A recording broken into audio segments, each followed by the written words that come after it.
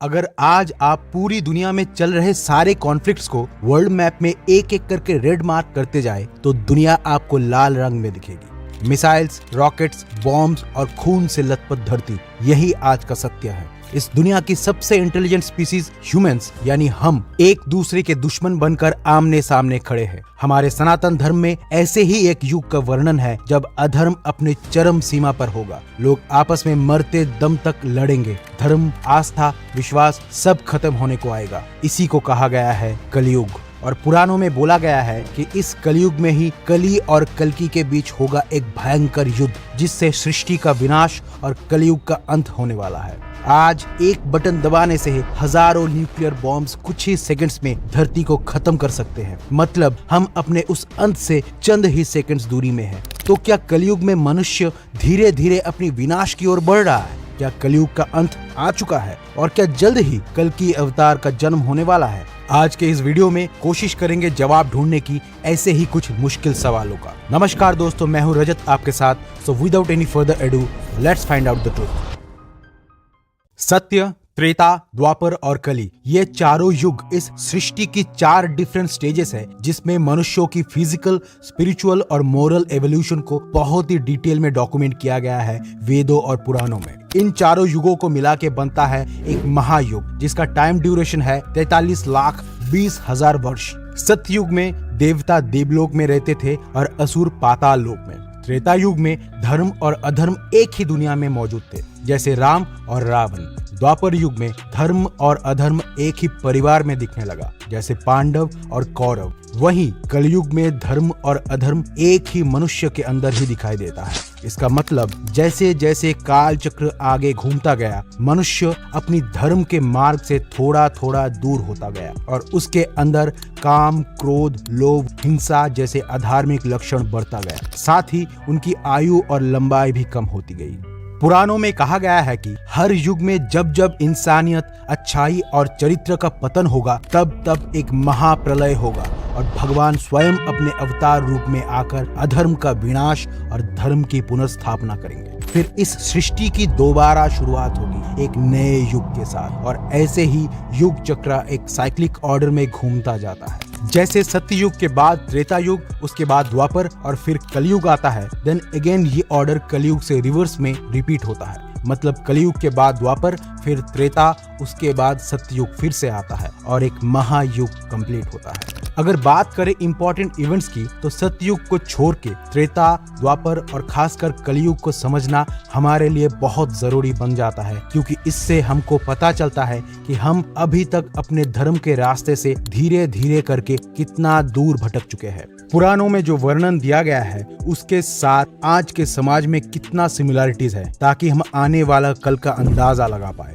त्रेता युग में मनुष्य थोड़ा स्वार्थी हुआ, औरों से ईर्ष्या और द्वेष जैसे अवगुण मनुष्यों में जागने लगा, लेकिन अधर्म की मात्रा फिर भी कम थी। इसी युग में रावण वध के बाद श्री राम अयोध्या लौटकर राम राज्य की स्थापना की थी और कुछ सालों बाद जब वो वैकुंठ धाम लौट गए थे, तब त्रेता युग की समाप्ति हो गई और उसके बाद शुरू हुआ कालखंड का तीसरा युग यानी द्वापर युग। इसी युग से मनुष्य की चरित्र का पतन शुरू हो जाता है। दूसरों की संपत्ति, धन और यहाँ तक कि स्त्री पे बुरी नजर डालने जैसा कुकृत्य भी मनुष्य करने लगता है। द्वापर युग में मनुष्य जाति के 4 वर्ण ब्राह्मण, क्षत्रिय, वैश्य और शूद्र का भेदभाव भी अपने चरम पर था। इसी युग में महाभारत की लड़ाई भी लड़ी गई थी और एक बार फिर से भगवान ने अपने श्री कृष्ण अवतार में आके सृष्टि में धर्म की पुनर्प्रतिष्ठा की। लेकिन इसके बाद गांधारी के श्राप से जब भगवान श्री कृष्ण की मृत्यु हुई थी, तब शुरुआत हुई कलयुग की। कलयुग की आयु 4,32,000 साल है और अभी सिर्फ 5,125 साल ही बीते हैं। मतलब अभी भी 4,26,875 साल बचे हुए हैं। कलयुग में मनुष्यों का चरित्र कैसा होगा, पुराणों में इसका डिटेल्ड डिस्क्रिप्शन मिलता है। जैसे ब्राह्मण वेदों का पाठ नहीं करेंगे, क्षत्रिय प्रजा की रक्षा नहीं करेंगे और चोर प्रवृत्ति के लोग शासन करेंगे। हिंसा, लोभ, मोह, काम, क्रोध, वासना, द्वेष, माता पिता का त्याग, स्त्री अपराध, जीव हत्या, तामसिक भोजन जैसे अधर्म इस समाज पे पूरी तरह से हावी हो चुका होगा। और आज कुछ ऐसे ही होता हुआ देख भी रहे हैं हम हमारे आसपास। लेकिन पुराणों में ये भी कहा गया है कि हर युग की तरह कलयुग में भी अधर्म का विनाश और धर्म का पुनर्स्थापना करने भगवान विष्णु अपने 10वें अवतार यानी कल्कि अवतार के रूप में धरती पर अवतारित होंगे। तो कौन है ये कल्कि अवतार?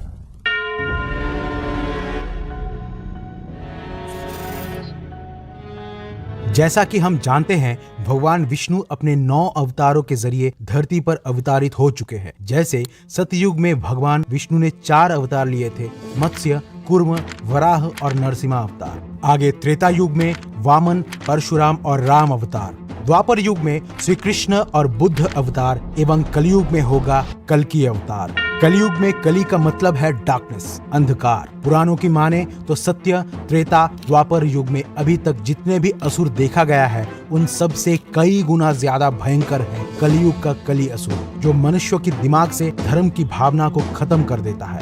कली अमर है और अदृश्य भी। जब भी इंसान जुआ खेलता है, शराब पीता है, अनैतिक संबंध बनाता है, हिंसा करता है या चोरी करता है, इसका मतलब वो पूरी तरह से कली के प्रभाव में है। और देखा जाए तो आज हमारे समाज में भारी संख्या में लोग यही करता दिख रहा है। मतलब आज नहीं तो कल कलयुग अपने चरम पर होगा। लेकिन महाभारत की लड़ाई के बीच भगवान श्री कृष्ण ने अर्जुन से कहा था, यदा यदा हि धर्मस्य ग्लानिर्भवति भारत अभ्युत्थानम् अधर्मस्य तदास्मानं सृजाम्यहम् परित्राणाय साधुना विनाशाय च दुष्कृतम् धर्म संस्थापनार्थाय संभवामि युगे युगे।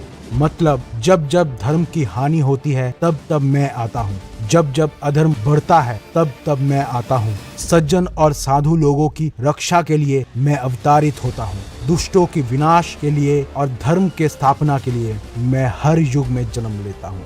और कलयुग में कली असुर का विनाश करने भगवान आएंगे अपने कल्कि अवतार के रूप में। ऐसा माना जाता है कि उत्तर प्रदेश की मुरादाबाद जिले की संभल गांव में कल्कि अवतार जन्म लेंगे। उनकी पत्नी होंगी पद्मा, जो माता लक्ष्मी का ही स्वरूप होंगी। कल्कि के गुरु होंगे भगवान परशुराम, जिन्हें अमरत्व का वरदान प्राप्त है। अग्नि पुराण में भगवान कल्कि के व्यक्तित्व का वर्णन है। वो 64 कलाओं में परिपूर्ण होंगे। तीर कमान और तलवार को शस्त्र के रूप में धारण करेंगे और दुष्टों के संहार के लिए देवदत्त नाम के सफेद घोड़े पे सवारी करेंगे। भगवान शिव के आराधना से उन्हें दिव्य शक्तियां प्राप्त होंगी और उनके तलवार में वज्र जैसी शक्ति होगी। लेकिन कली असुर इतना ताकतवर है कि कल्कि अवतार को भी कली का विनाश करने के लिए 7 चिरंजीवी की मदद लेना पड़ेगा। और क्योंकि कली अमर है तो उसका पूरी तरह से विनाश भी संभव नहीं है। कल्कि अवतार द्वारा कली असुर के शक्तियों का विनाश के साथ ही कलयुग का अंत होगा और फिर से आएगा सत्ययुग। इसके बाद फिर से कली धीरे धीरे एक के बाद एक युगों में अपना शक्ति बढ़ाता जाएगा और एक बार फिर कलयुग में जाके उसका शक्ति चरम पर होगा।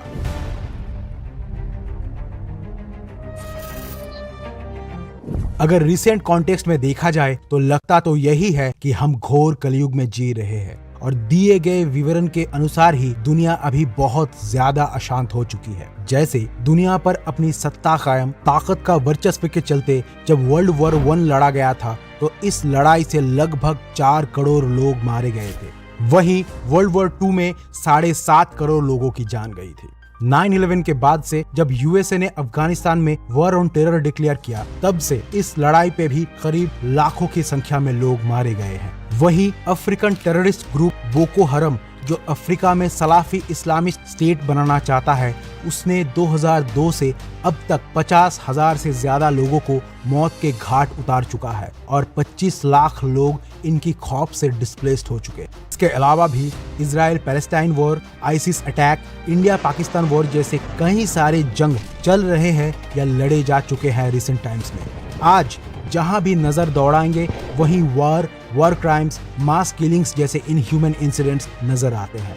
रशिया आए दिन न्यूक्लियर वॉर की धमकी देता रहता है और US, Russia, France, China, UK, Pakistan, India, Israel और नॉर्थ कोरिया के पास इन टोटल लगभग 13,000 न्यूक्लियर वेपन्स है। कभी भी अगर कोई न्यूक्लियर वॉर शुरू हुई तो इंसानों की क्या दुर्गति होगी, इसका थोड़ा बहुत अंदाजा आप आराम से लगा सकते हैं जापान की हिरोशिमा और नागासाकी की घटना को देखकर। हम हमारे लापरवाही की वजह से सिर्फ इंसानों को ही नहीं बल्कि इस पूरी धरती को गहरी चोट पहुंचा रहे हैं। आज धरती का तापमान लगातार बढ़ता जा रहा है। कई प्रजाति के जीव विलुप्त हो चुके हैं। पेड़ पौधे बेहिसाबी से काट दिए जाते हैं। मौसम भी बदलता जा रहा है। कभी भयानक बाढ़ आती है तो कभी अकाल सूखा। रोज की खबरों में हत्या, डकैती, हिंसा, बलात्कार जैसी चीजें बहुत ही आम हो चुकी है। और हैरानी की बात यह है कि इस सब से हमें अब ज्यादा कुछ फर्क भी नहीं पड़ता। ऐसा लगता है कि इस धरती को ही हम नर्क बनाने चल पड़े हैं। तो ये घोर कली नहीं तो क्या है? गरुड़ पुराण में इन अलग अलग पापों के लिए